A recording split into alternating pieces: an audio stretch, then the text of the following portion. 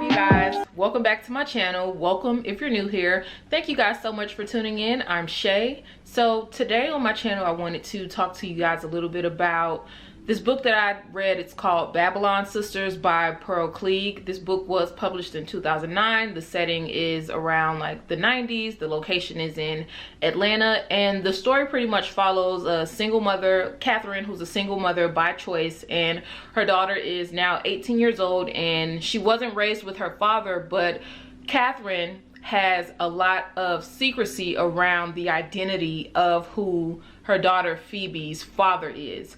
And so the book pretty much follows that storyline in conjunction with, so Catherine works for, she kind of runs like her own nonprofit consulting firm where she works with a lot of refugee and immigrant women, helping them, you know, seek asylum or be able to have access to different resources. And she partners up with a woman whose name is Isola Mandeville, and this woman is like a very, she has a large maid service company, and you know, it seems in the beginning that this pairing is, you know, going to really change a lot of women's lives. But you know, as the book goes on, we see little red flags from Isola. So a little bit about Isola, she's a revered woman who like was self-made, was a maid, a cleaning lady, who pretty much worked her way up to having her own business. And so Catherine is inspired by her, and she looks up to her, and she is a fan of her work. And so when she gets the call from Isola's office to come in to work for her, she's, you know, elated by it. But when she gets to Isola's office, one of the first things that Isola said was that it was something to the effect of lazy black bees, or something like that, B-I-T-C, you know, that word. And when I'm reading it, I'm like, you know, red flag for me. So pretty much Catherine comes from a bit of a privileged background. She's a Spelman graduate. She inherited her mother's home. She's been living off of an inheritance for 18 years. That's how she's paid for her daughter to go to boarding school in another state. So she comes from a little bit of money, but she agrees to the job with Isola because she's not going to be able to live comfortably like that and pay for her daughter to go to college. So that's one of the main reasons that she goes in to work for Isola. So it's like when she starts to see these red flags, she's partially not, you know, picking up on them in ways that she would had she not been, you know, strapped for trying to send her daughter to college. And so, yeah, a major theme in the book is human and sex trafficking.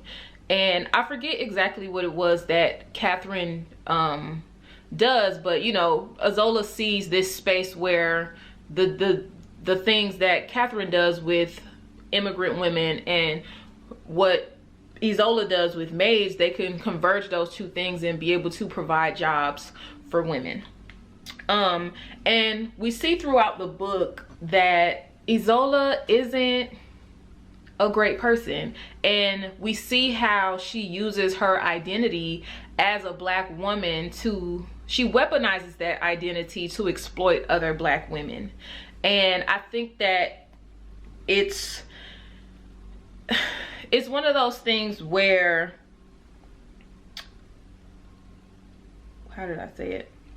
So it's one of those things where capitalism undermines race loyalty and just liberation in general. So although Isola runs this company that is bringing in these very underprivileged and poor women who are, you know, never seen, one of the things that she says to Catherine in order to reel her in, she uses the example of the story Native Son, where the main character, what's his name, Bigger, he not only kills the white woman who is the daughter of the man who Bigger drives for, he kills the maid Bessie, but throughout the story Bessie is forgotten. And so she uses that story. I'm so sorry, you guys, I'm gonna put spoiler at the beginning of well, no, because there are so many more elements to the story than just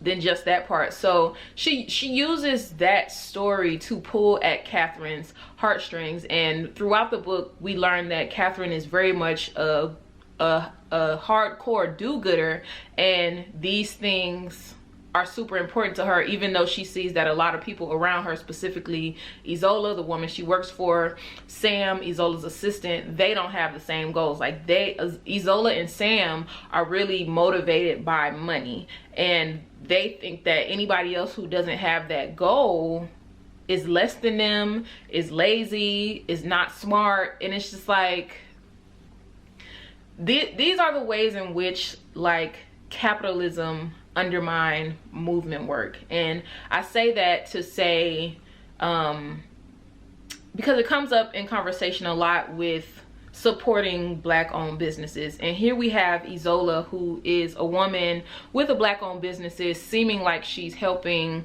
not only she degrades American Black women and is trying to bring in, she thinks she has the idea that immigrant and foreign women will be more grateful to be servants and maids and cleaning ladies.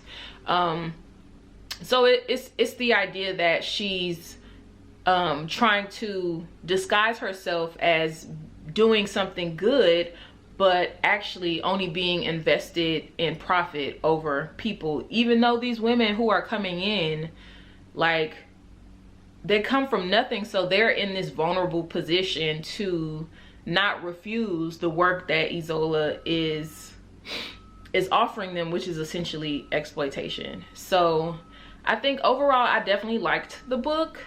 I liked it a lot. It was very messy. Like, it had a lot of like juicy drama. I liked that it had those elements of like,